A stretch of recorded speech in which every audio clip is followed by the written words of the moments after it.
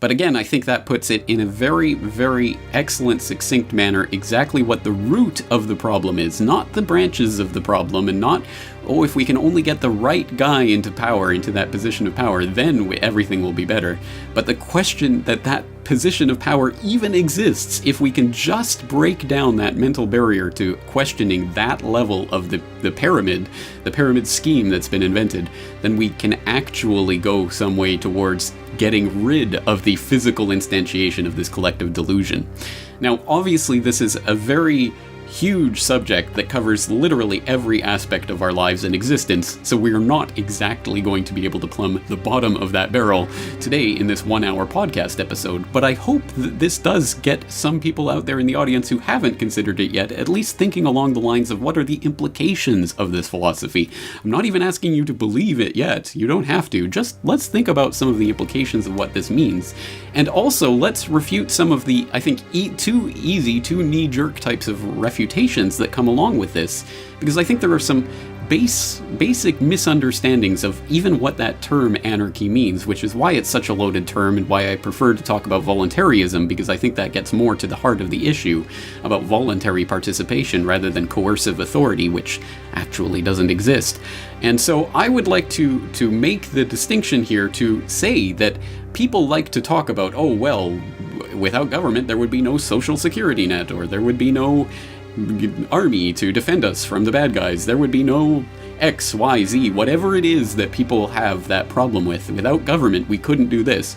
I would just like to throw out there that there is not a single function of government, not one institution that is currently enacted or brought about by government that could not exist in an anarchical society.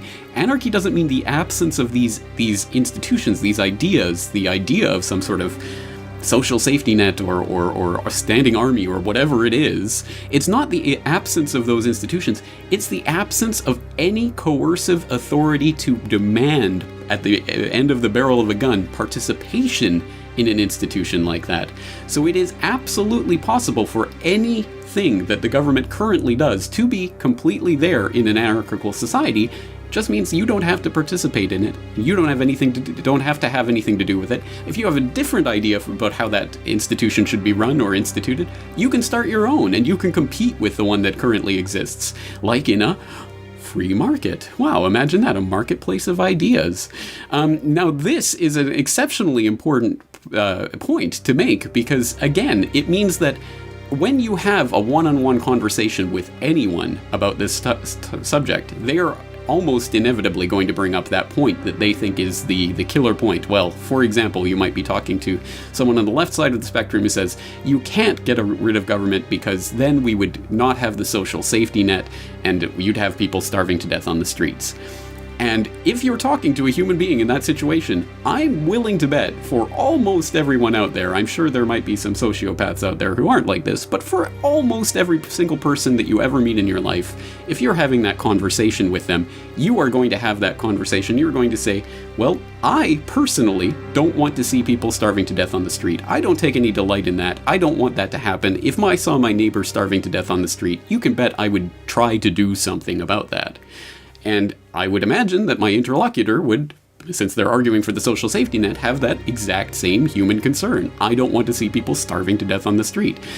If we can get two people in a conversation, let alone more people out there, agreeing with that concept, the idea that we don't want to see that happening and that we wouldn't just stand idly by while people are starving to death in the street, if there are enough people who genuinely do care about that issue, then isn't it at least theoretically possible?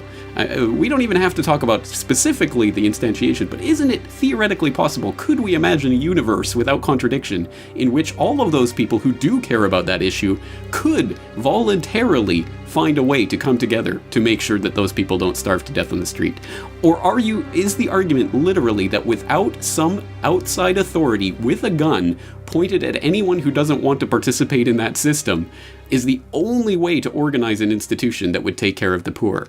Because that is ultimately, at base, what the argument is ultimately about. It is the question of whether we need that outside coercive force with a gun pointed at our heads if we don't agree with what the other person is saying in order to make these things happen.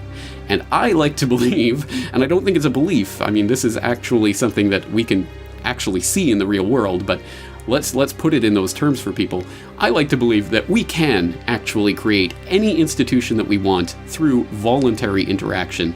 And that is the ultimate underlying thing. Again, it's not an argument from effect. It's not even an argument from morality. It's an argument from what exists. And governmental authority, the supposed imagined right for someone to put a gun to my head and say, you are going to do this because X number of people say that you should do this, does not exist. That right does not exist. And just because people are wearing a hat, wearing a badge, have been elected by X number of people, or it's been written down on some document by some people I never met hundreds of years ago, doesn't matter. It does not abridge my natural rights that accrue to me as a human being.